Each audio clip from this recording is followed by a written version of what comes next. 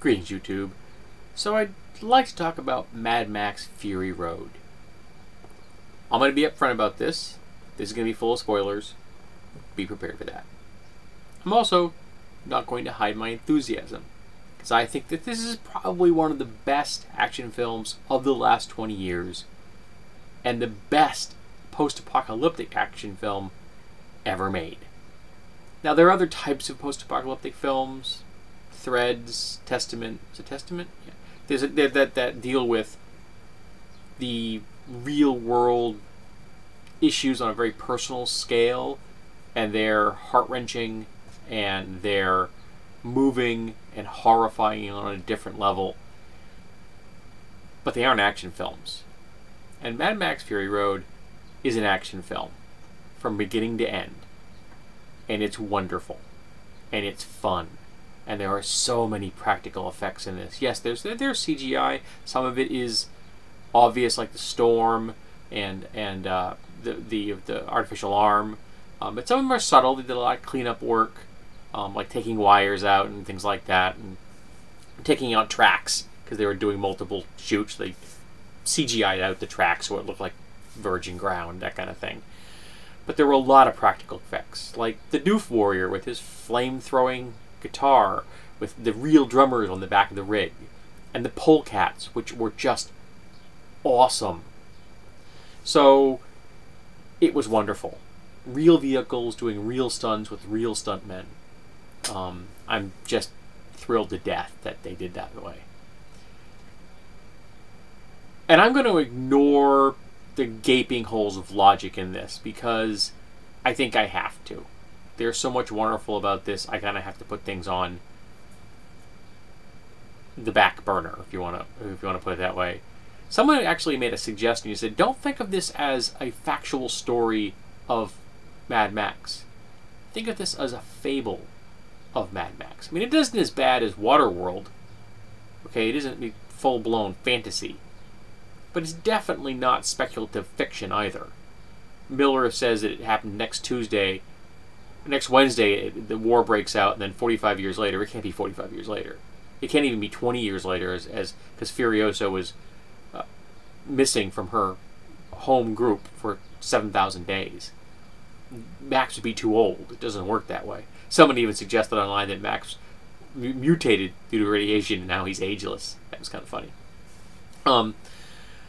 So we have to kind of like, in the headcanon, in my skull, it's like this takes place after Mad Max.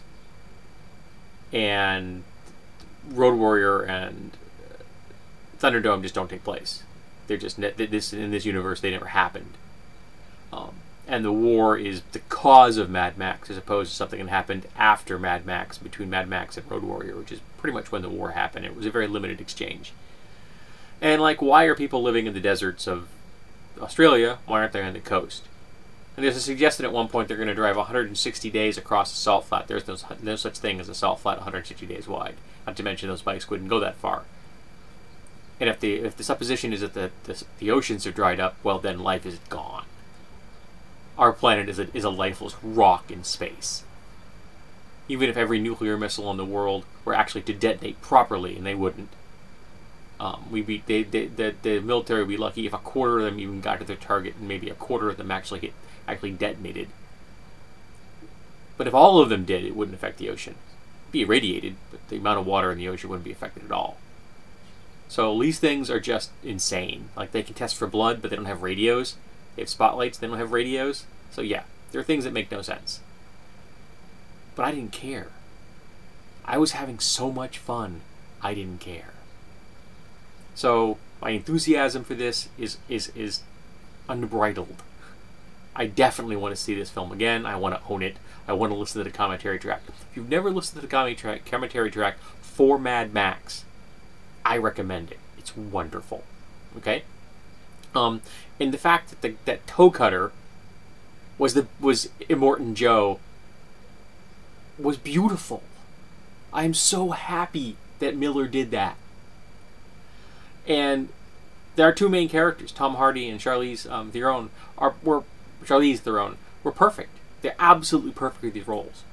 Tom Hardy did a wonderful job, and he signed up for was it 3 more of these things? So let's hope they all get made, because I'll definitely see them. But the thing that a lot of folks aren't talking about, and I didn't mention this on one of the post-apocalyptic message boards, mailing lists I'm on, we were discussing it, and I was unbridledly enthusiastic about this film. And a lot of the guys were like very low-key, oh, it was good, but it wasn't that great. I'm like, whatever. If you're telling me that this is not as the best action film in the post-apocalyptic genre that's ever been made, I don't know what is. You can't give me an example that's better than this. Okay, yeah, Road Warrior is great. This is Road Warrior cranked to 11 and they snapped the friggin' knob off. But for me, the most wonderful aspect about this film, it is the most feminist action film I have ever laid eyes on. Someone commented that the most brutal killing in the film was the Bechdel test, which got dragged behind a truck for the entire film. Now, for those that don't know what that means, the Bechdel test was the minimum standard for having fully fleshed female characters in a film. The Bechdel test is you have to have 2 female characters talking to each other about something other than men. And there are female characters throughout this film talking about lots of things other than that. So the Bechdel test, while a very, very low bar, was just blown away by a shotgun blast in this film. I mean, one of the first things we see about the brides, we are not things. And again, they use bolt cutters to snap off the chains, shackling them to men. The first time we see Mad Max without the beard, he's being turned into a commodity by the patriarchy. He's being made into a thing, a blood bag. Then when he temporarily escapes, he runs away, men literally drag him back to his fate. He is made into an object. Then the first time we see Immortan Joe, he is the perfect embodiment of the patriarchy. Old, sick, diseased, only able to function because other people hold him up and support him and lend him their strength. And without them, he would fail. What a beautiful metaphor. And Furiosa isn't better than Mad Max, but she's as tough. She's as hard. She's as much of a road warrior as he is. They literally tattoo onto Max's body. They imprint on his body the sick code that he is a thing. His ingredients that make him a thing. They've branded people to say, you belong to us. This is a literal patriarchy in every sense. And the heroes fight against it, and the heroes kick its ass. The many mothers on their bikes out in the desert. These wizened, wise women surviving in a place that no one else can. It's wonderful. Nux and Max are given back their humanity by Furiosa and the brides. Nux, for the first time in his existence, is treated like an individual. He is given equal autonomy, agency. He is talked to like a person. And his allegiance flips. Because he suddenly realizes what it's like to be shown empathy, sympathy, and compassion. When Furiosa gives that code to Max to turn off the dead man switch, she gives him back his humanity. Because suddenly he is no longer a thing, he is part of something bigger. He is given trust. He is given responsibility. She returns Max to something more than he was. Than just a survival mode on the roads. And he eventually gives back to her the secret to their success, taking back the Citadel. And Nux knows he's going to die. Nux is dying from the moment the film starts. Sick with radiation poisoning, riddled with tumors, praying for a violent, glorious death. And when he goes down, when he points to the woman for the first time he has concern for and care for and possibly love for, when that truck goes over, the gates of Valhalla fly open for him. And he goes home.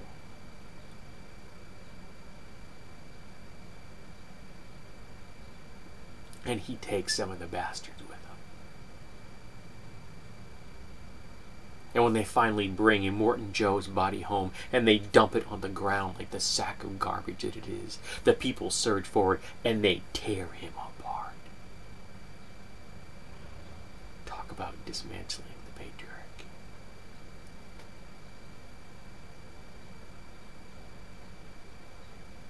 This is groundbreaking. This is game-changing. There's going to be so much Fury Road cosplaying in the near future. And there are so many wonderful elements where Miller shows, doesn't tell. He leaves things out, and we're richer for it, because we aren't handed endless exposition. We're shown enough to get it, and we're left wondering and eagerly and hungry for more. And it's wonderful. And the supporting casts are great. The dwarf, I believe is one of his sons, at the end, when he suddenly sees the power shift just go, thunk, and suddenly he is no longer protected. And you can see it in his face. This was wonderful. I don't do scores, but it would get the highest number of scores I could if I did it.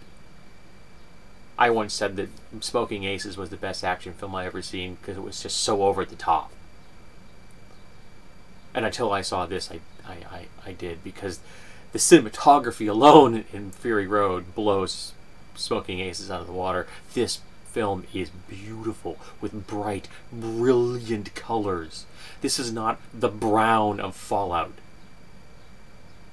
This is glorious.